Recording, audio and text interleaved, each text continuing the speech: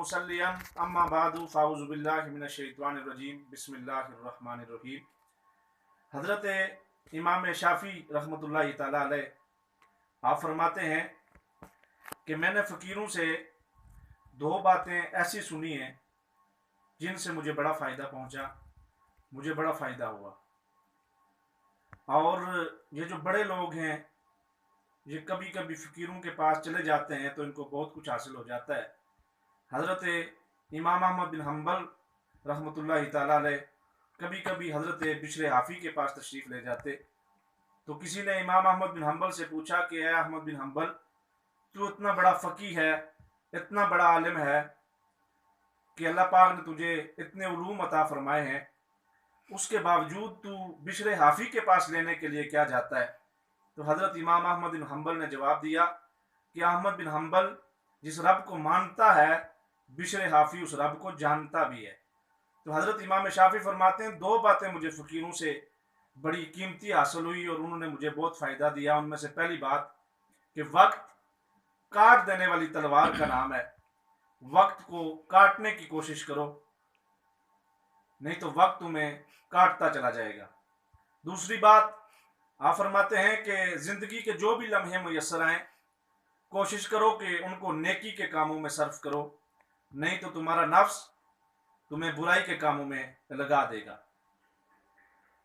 अपने हालात ऐसे बना लो, अपनी रिश्तेदारियां ऐसे लोगों से जोड़ो कि वो नेकी के काम करते रहें और तुम भी नेकी के काम करने में उनके मुआवन बन जाओ, वरना शैतान तो बुराई करवाने में देर नहीं लगाता, क्योंकि वो इंसान की रग रग से वाकिफ़ है, खून में गर्दिश करता है, यानी इंसान के ख्याल से वो वाकिफ़ है, लिहाजा वो देर नहीं करता इंसान को बुराई की तरफ मुब्तला करने में।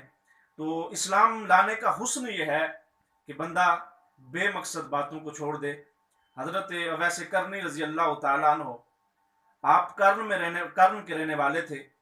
तो हुजूर अलैहिस्सलातु वस्सलाम के वसाल से पहले मेरे नबी ने फरमाया था हज़रत अली को और हज़रत फ़ारूक आज़म को कि मेरी ज़ाहिरी हयात के बाद जिस वक्त मैं इस दुनिया से चला जाऊंगा, अपना जुब्बा मुबारक हुजूर अलैहिस्सलातु वस्सलाम ने हज़रत फ़ारूक आज़म और हज़रत अली को अता फरमाया कि मेरे बाद कर्न में एक शख्स रहता है जिसे लोग अवैस के नाम से जानते हैं, उसके पास जाना, उसे मेरा सलाम कहना और उसे ये जुब्बा देना और उसे कहना कि मेरी उम्मत के लिए दुआ करे। यहाँ से पता चला कि वलियों की बारगाह में आके दुआ करवाना ये भी हुजूर अलैहिस्सलातु वस्सलाम की सुन्नत है। तो दोस्तों, फिर हज़रत फ़ारूक आज़म और हज़रत अली हुजूर अलैहिस्सलातु वस्सलाम की ज़ाहिरी हयात के बाद हज़रत अवैस करनी के पास तशरीफ़ लाए। तो हज़रत अवैस करनी को तलाश किया, जंगल में थे, रब की इबादत में मशगूल थे। तो हज़रत अवैस करनी को जिस वक्त तलाश किया तो हज़रत अवैस करनी वहाँ पर मौजूद थे। तो उनसे गुफ्तगू करते हुए हज़रत फ़ारूक आज़म ने हज़रत अवैस करनी को हुजूर का सलाम पेश किया। तो हज़रत अवैस करनी तड़प गए क्योंकि हुजूर का सलाम जो आया था। और हज़रत अवैस करनी रज़ी अल्लाह तआला अन्हु आपने हज़रत फ़ारूक आज़म से गुफ्तगू की। तो हज़रत फ़ारूक आज़म रज़ी अल्लाह तआला अन्हु आप पूछते हैं हज़रत अवैस करनी से कि क्या आपने हुजूर को देखा है? आप फरमाते हैं चलो आपने देखा है, आप बता दें कि हुजूर कैसे थे। तो फिर आप खुद ही कहते हैं कि आप मुझे इतना बताइए कि हुजूर के जो अब्रू हैं ये मिले हुए थे या खुले हुए थे? तो खुद ही जवाब देते हैं कि कोई दूर से देखता तो उसे मिले हुए नजर आते और कोई करीब से देखता तो उसे खुले हुए नजर आते। तो दोस्तान मोहतरम, इतना हुजूर अलैहिस्सलातु वस्सलाम से वो मोहब्बत करते थे। लेकिन जिस वक्त ये गुफ्तगू हो गई, जुब्बा भी आपको अता फरमा दिया गया, उसके बाद हज़रत अवैस करनी इतने जलीलुल कदर सहाबा आपसे मुलाकात करने के लिए आए।